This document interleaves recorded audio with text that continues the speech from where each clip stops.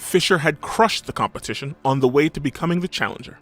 He outplayed grandmasters Mark Taimanov and Bent Larsen, beating each by a perfect score of 6-0, a feat no one else had ever accomplished in any candidate's event. After that, he eliminated former world champion Tigran Petrosian 6.5 to 2.5 to qualify for the biggest challenge of his life. The 1972 World Chess Championship match between Fischer and Spassky was probably the greatest spectacle in the history of chess. It was front page news every day. It was on evening television coverage, the news there. It was all over the place. I think that was the golden age of Soviet chess, and maybe chess in general. It was perceived as a clash between ideologies, democracy and dictatorship, the Soviet megalithic system versus raw-boned American individualism, as expressed by Fischer.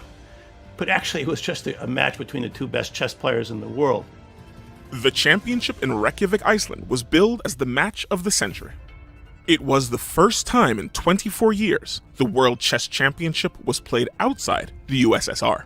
You couldn't walk into a bar without people watching these 5-hour games every other day.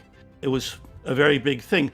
Fischer's pre-match demands should have been an indicator of what was to come.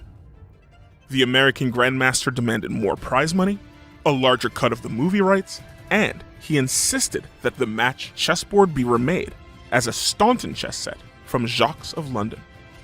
There were moments when it looked like the match wasn't going to happen at all. Fischer failed to make it to the opening ceremony. After a 2-day delay, a British investment banker upped the prize fund. Henry Kissinger, national security advisor for then-President Richard Nixon, reportedly called Fischer and said, "America wants you to go over there and beat the Russians." Fischer eventually landed in Reykjavik mere hours before forfeiting the match. And finally, the match got underway. It was a nail-biter from start to finish, both in and out of gameplay. Fischer didn't show up for the start of Game 1. Spassky made his move and waited. 9 minutes passed before Fischer arrived. Spassky won the first game after his opponent had played a bishop move that looked like a rookie mistake. Fischer blamed the TV cameras for the loss and demanded they be removed for the second game. Organizers refused.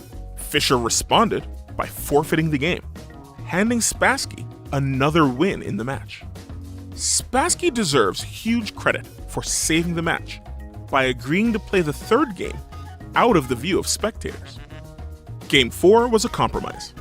Play resumed back on the main stage in front of spectators, but without TV cameras. The game ended in a draw. Fischer's behavior and demeanor seemed to suggest he was not prepared to compete. But out of nowhere, he took command of the match, winning games 5, 6, and 8. The final score after 21 games was 12.5 to 8.5. Bobby Fischer was the new world champion. It was an embarrassing loss to the Soviet chess dynasty. Fischer became the first American to win the competition since 1894.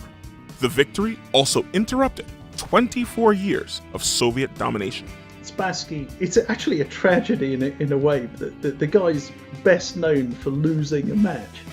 And he did so much more than this in his chess career. But, it's just, it's sometimes your fate in life to be known for a defeat rather than, all the many victories that you've had over those years. Fischer was an instant global celebrity. He returned to his home in New York, where he celebrated an official day in his honor. The Einstein of chess, as he was called, appeared on the cover of Sports Illustrated and made several appearances on television.